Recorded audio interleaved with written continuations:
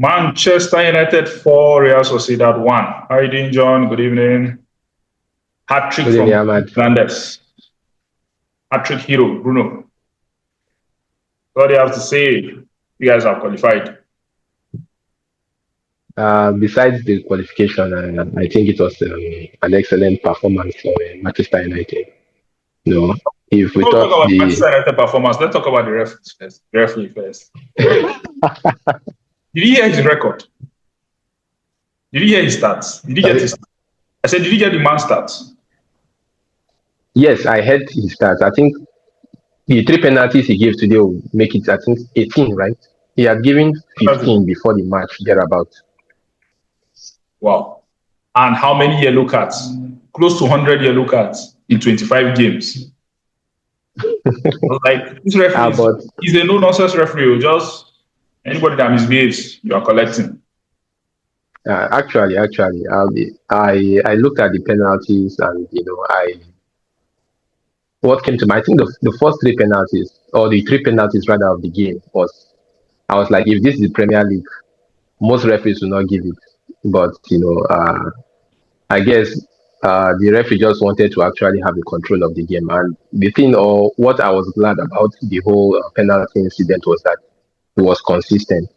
The same incident that made the league concede a penalty, and he awarded it was something similar to Manchester United first penalty in the first list, and he awarded it as well. So I feel I'll say I will praise him for consistency as regards the manner in which he awarded the penalty. He stuck to his guns in that particular area.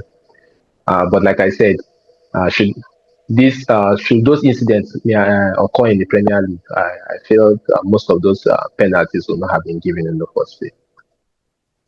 Okay, so let's talk about Manchester United. Bruno Fernandes, hat-trick. What do you have to say? How impressed are you today with the boys? No.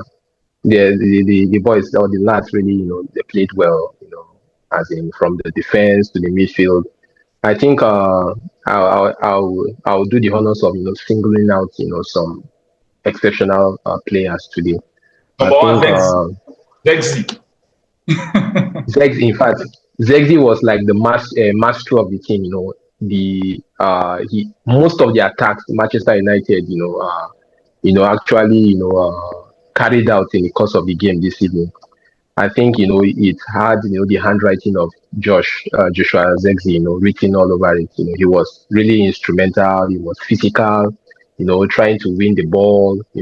Trying to create attacks from nowhere. And he was actually a handful for the Real Soceidad midfielders and defenders. He played exceptionally well. I think also like we rightly pointed out, Bruno also did not make any or did not take any wrong put in the course of the game. He played exceptionally well. Also orchestrated Manchester United attacks during the course of the game. So it was wonderful. But during the course of the game, I was even trying to like compare between Bruno Fernandes and Patrick Dogu, who would be the one man of the match, because Dogu was actually a menace from the first half till the end of the game. That you could see that he was. Shoot, please. Should go and learn how to shoot. No, yes, I think he has. Like during the course of the game, I said, okay, if we'll be having the show, I was like, there's a term I'm actually going to assign to Dogu. Dogu is just like this unrefined gold. When you pick a piece of gold, you have to refine it for that beauty, that elegance, that radiance to come out. So what am I trying to say in essence? I think there are still parts of his games he can improve, especially his decision making in the final third, as well as, just like I rightly told you, I think in our last session. Also, I think in terms of his crosses into trying to locate the striker or trying to locate any of his teammates in the box. I think those two areas are areas he should improve.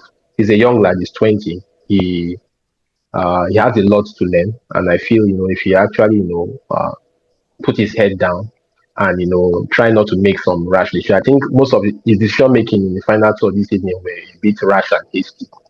But besides that, you could see that in the attacking sense, it was actually was a menace for the Real Sociedad defenders. They couldn't keep up with the space, they couldn't keep up with the strength, and So it why do was you really think causing problems. okay, sorry for interrupting, but why do you feel that Højlund performs well in Europe and he doesn't perform like that in the Premier League? Because his performance today was very good. His performance today was very good, and I think the in the first leg as well. But I don't know. I think I'll still attribute Højlund's performance to still lack of confidence. Let me still put it that way. I feel even in this game, despite the fact that he performed well, I think he had opportunities to score. And I can tell you that if Højlund was in full throttle and like a striker bringing with confidence, I can assure you that he would have been on the score sheet today. But I feel He Højlund gave is an still assist. struggling with confidence. He's still struggling with confidence. Yeah, he's still struggling with confidence. This game was a game that he could have had a goal. Though I could see the hunger, you could see that he was actually trying to ensure that one way or the other he gets on the score sheet. But unfortunately, that didn't happen for him. Though kudos to him for the assist for the fourth goal. He also was a bit physical with the defenders, and I think they also struggled with that aspect of the game. He have muzzled most of the Real Sociedad defenders in trying to also link up play with the Manchester United attack. So finally, what do you have to say before we go? Finally, what I would just want to say is that I hope we improve upon this performance. Why am I saying this? We do not want a situation of one step forward and two steps back. That has actually been the whole season for Manchester United to a large extent. Although from I think our last three games, which is the two Europa League and the game against Arsenal, we could see that, or we can see rather that they are gradually improving in their overall play, and you can see that it seems as if the team is gradually grasping with the kind of play that the coach expects from the players. Even though most people believe that most of these players are actually fighting for the season, but I A lot I of them. feel I see a lot of them leaving Manchester United. that's why I said, even though there's this general feeling that most of them are actually just fighting for the season, and a lot of them will actually live with even with the new I think with the new policy. I think Sir Jim Ratcliffe is trying to say that no more hefty or bumper salaries now. Your salaries of players will be depend or will be you know carved out in a way that your performances you'll be getting much more money in performances now. That is to say, they're like performance bonus Yeah. going forward. So I think most of these players, like I said, it seems though it looks as if they are fighting for the season, but I feel it should be just be more than that. They should keep on playing better, keep on improving, and try to start making even those smaller things in the Premier League begin to be double-minded whenever they are having a match, because I feel Manchester United so far so good. Any team, right, the way they are playing in the Premier League, you find that most teams come with this kind of confidence, be it home or away, because they can we can clearly see that Manchester United have been struggling lately.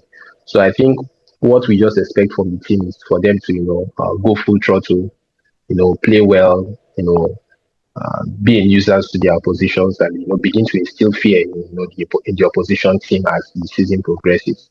And hopefully, we hope that we'll find ourselves probably within the top 10, because so far so good. Our position in the table is not where we ought to be as a football club.